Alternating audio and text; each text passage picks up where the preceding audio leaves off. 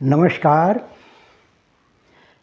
संगीत सुधा और मैं चैनल में आप सभी का फिर से स्वागत है। मैं हूं धर्मदेव। साथियों, अपनी यादों के सफ़र को अब मैं आगे बढ़ाता हूं।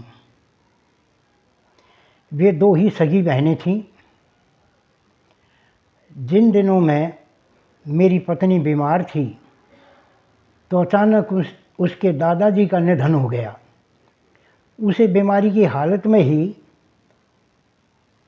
अपने मायके जाना पड़ा।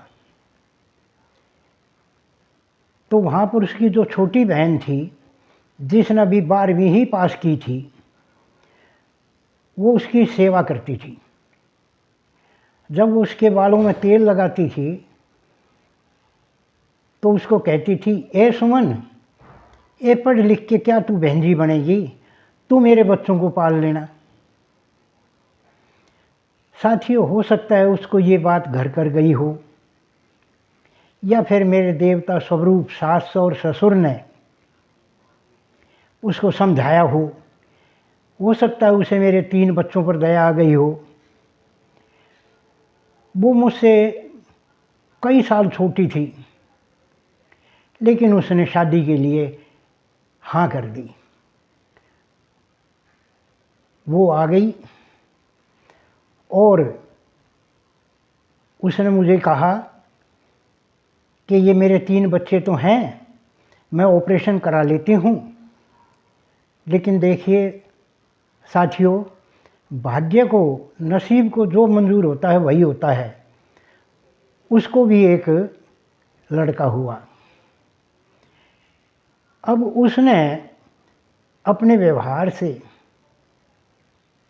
एक ऐसी मिसाल कायम की गांव में भी, और मैं समझता हूँ कि देश में भी ऐसी मिसाल कम होंगी, कि उसने अपनी बहन के और अपने बच्चे में सुई की नोक के बराबर भी फर्क नहीं किया। उसने अपनी बहन के बच्चों को पढ़ाया लिखाया, उनकी शादियां की, उनको पैरों पर खड़ा किया। और जब उसकी अपनी औलाद की बारी आई तो अचानक उसकी तबीयत खराब हो गई और बाद में पता लगा कि उसको कैंसर है। अब आप मेरी बदनसीबी का अनुमान लगा सकते हैं मुझ पर क्या गुजरी होगी साथियों। जब तक हमें ये नहीं मालूम था कि इसको कैंसर है, वो हॉस्पिटल के बेड पर लेटी हुई थी। तो यूं ही मैंने दिल मजबूत करके उसको कहा कि भी अब तू ठीक हो जाएगी और फिर घर चलेंगे। लेकिन साथियों, उसकी आंखें बंद थी, वो बेड पर अध लेटी थी। उस समय मुंह से कुछ नहीं बोली, गर्दन हिला दी। मैंने कहा नहीं, प्रशांत की शादी करनी है। तो उसने हाथ के इशारे से मेरी तरफ इशारा, यूं उंगली कर दी। जब मैंने कहा ये क्या बात, तू ही करेगी, तेरे हाथ से ही सब कुछ होगा, तो उसने गर्दन हिला के और अपनी उंगली आसमान की तरफ उठा दी, जैसे उसे मालूम था कि उसको कैंसर है। कि वो डॉक्टरों की बातें सुनती थी, हमें मालूम नहीं था। बाद में जब मुझे मालूम हुआ कि इसको कैंसर है, तो हम वहाँ से छुट्टी करा के और उसको राजीव गांधी कैंसर इंस्टीट्यूट में ले गए। और फिर जब ऐसा लगा कि वो कोमा में चली गई, तो उसको हम घर ले आए कि अगर प्राण निकलेंगे तो घर पर ही निकले जाएंगे। साथियों, वो उस कैंसर की असाध्य बीमारी से वो भी भगवान को प्यारी हो गई। अब आप अनुमान लगा सकते हैं मेरे मन की हालत का। तो ये जो गीत है ना, बस यही मेरे जीवन को, सच्चाई को बताने के लिए रह गया। लीजिए, आप भी सुन लीजिए।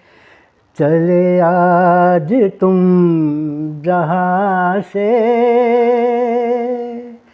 हुई जिंदगी पराई, तुम्हें मिल गया ठिकाना, हमें मौत भी न आई। ओ दूर के मुसाफिर, हमको भी साथ ले ले रे, हमको भी साथ ले ले, हम रह गए अकेले।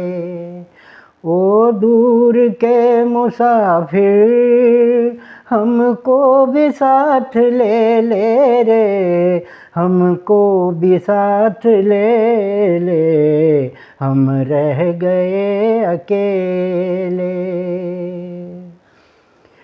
तूने जो दे दिया गम, बेमौत मर गए हम, दिल उठ गया जहाँ से, ले चल हमें यहाँ से, ले चल हमें यहाँ से। किस काम की ये दुनिया, जो जिंदगी से खेले रे, हमको भी साथ ले ले, हम रह गए अकेले। ओ दूर के मुसाफिर, हमको भी साथ ले ले रे, हमको भी साथ ले ले, हम रह गए अकेले। सुनी है दिल की राहें, खामोश है निगाहें, नाकाम हसरतों का उठने को है जनाजा, उठने को है जनाजा। चारों तरफ लगे हैं बर्बादियों के मेले रे, हमको भी साथ ले ले, हम रह गए अकेले।